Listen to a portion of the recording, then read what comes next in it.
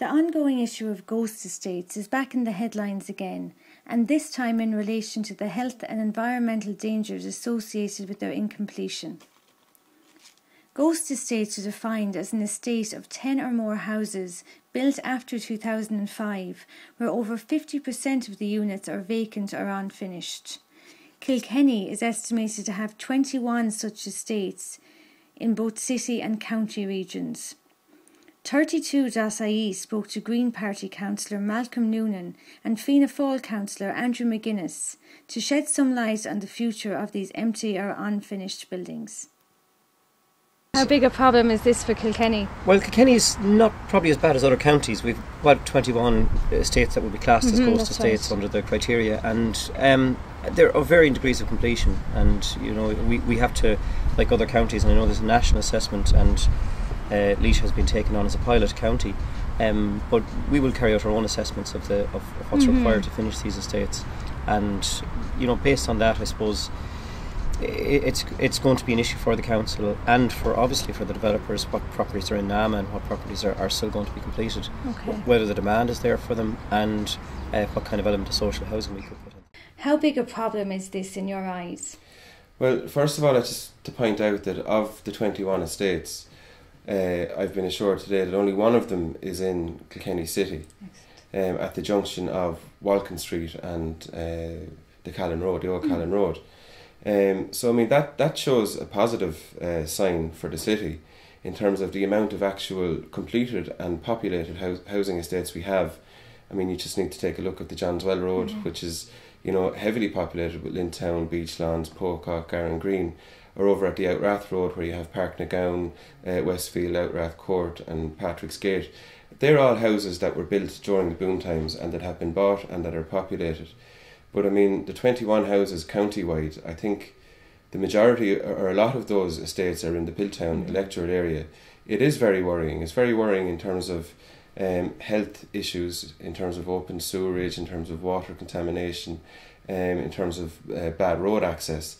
And that's a huge concern for everybody, really, and the local authority. This is a new thing, and I know that there's a report coming from Minister Kieran Cuff in September, which is going to be broken down county by county, and I hope that there's going to be some type of government incentive within that report to deal with these. Excellent. And have you actually met with some of the residents of these ghost estates? Well, you see, there's two types, in my opinion, of ghost estates or unfinished estates. I would think a ghost estate has been unfinished, uninhabited, whereas then you also have estates that aren't officially classed as ghost estates, but that would have various items to be finished within the estate. And I would have spoken to residents. I mean, one estate off the top of my head, which isn't classed as a ghost estate, but the developer has gone bust and the estate, there is work that is yet to be carried out, would be Roberts Hill. And I have met with those residents only last week, and I walked through all the problems in the estate with them. And there are problems there, and there is a process of taking in charge where the local authority is trying to take Roberts Hill in charge, and then they will be responsible.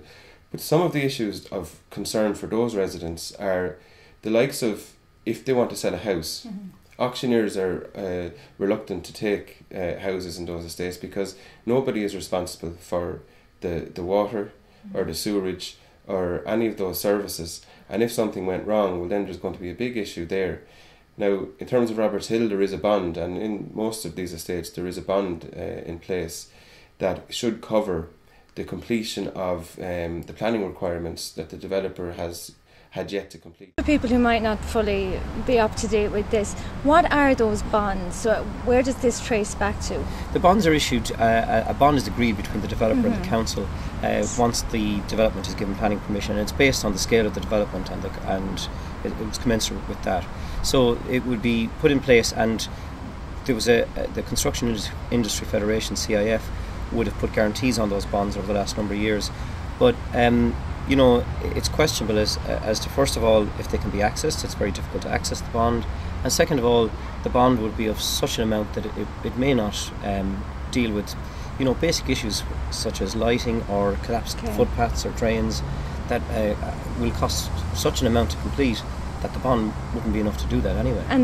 Okay, and your personal opinion, Malcolm, on what should be done with these ghost estates? I've been inclined to agree with Kieran Cuff, with our minister, and Kieran Cuff has been assigned with the task of overseeing what is to be done, what is the future of these estates. There may be a case for, and there's been some debate about this, to retrofit the housing stock, bring them up to a C1 or a B standard of energy rating, get them back onto the housing market, and we look at demographic trends over the next number of years where our population is increasing. We have a baby boom at the moment. There will be a demand. Hopefully the economy will pick up, and that we could slowly drip feed these houses back onto the market and allow a certain mix of social housing into those developments